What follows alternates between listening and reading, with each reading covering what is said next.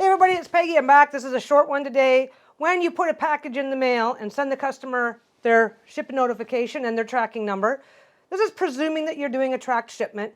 If you are sending out a tracked shipment, once the customer has a tracking number, once it's in the mail, stop babysitting it. Just stop. All you're doing is putting a level of stress on yourself that you don't need. I regularly see this in my group. I regularly see this in other groups that I hang out in. My customer's package is a week late. What should I do? My customer needs to go pick up my customer's package is at the post office, but they haven't gone to pick it up and sign for it yet. What should I do?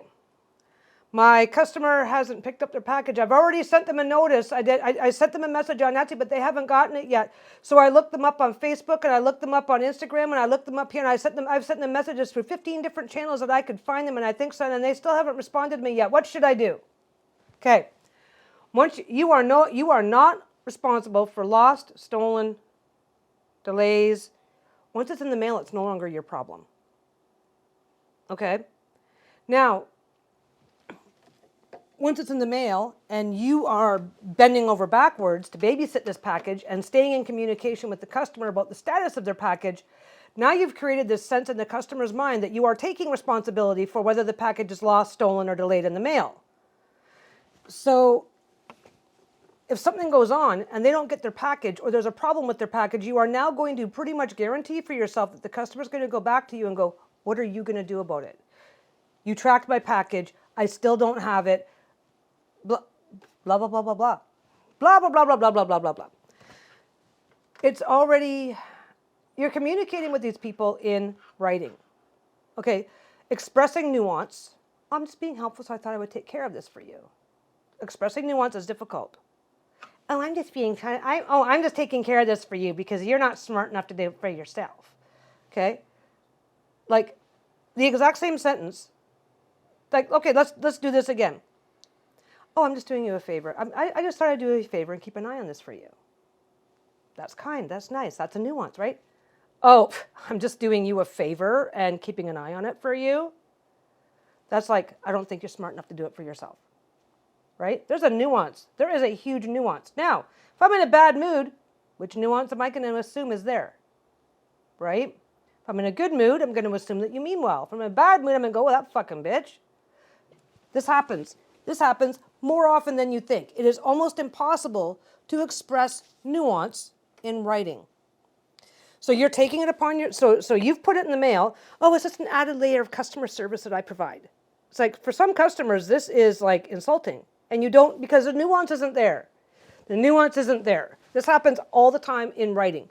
Written communication is very difficult to express nuance, to express emotion, to express intent. All they see is words. And my emotions, my thoughts, my feelings of the moment, of the day, of the whatever, will dictate how I'm going to take it.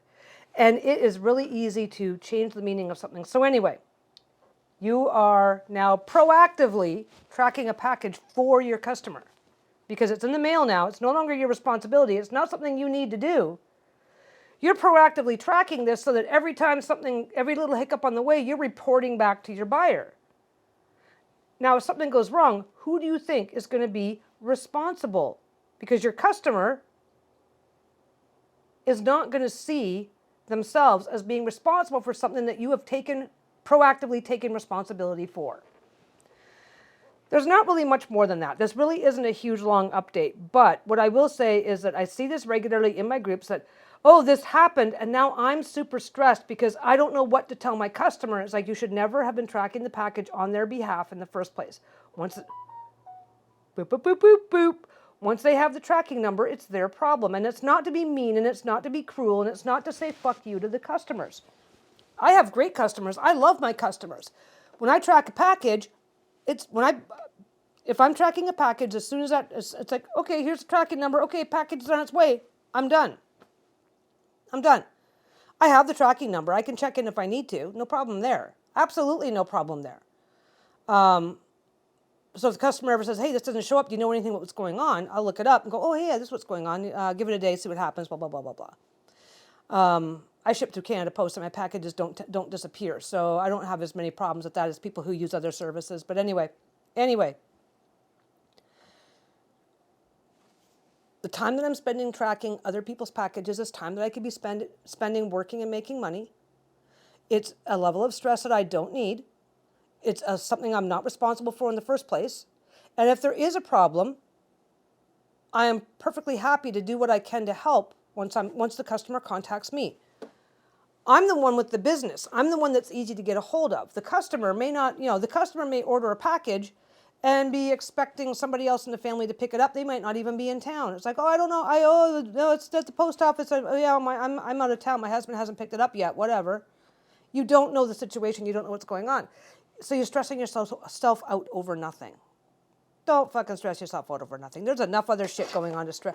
Oh, did my supplies come in on time? Oh, that went wrong, and now I was making this for my customer, and a piece broke off, and now I have to fix it, repair it, replace it, do whatever before I can even put it in the mail. Oh, I've got this customer is being a little bit I'm having a back and forth with this customer because we're having an issue sorting out what they want on their custom piece over here, and you've got shit going on. Most of us have day jobs. I don't. That's why I've got time for this. But most Etsy sellers do have a day job, have kids. They have kids, have classes. A lot of college kids in Etsy making extra money for themselves. You have kids, you have classes, you have a husband, you have a day job, you have a house to maintain, you have things to do, places to go, people to see, and you're trying to run this on the side. You have not got time for this.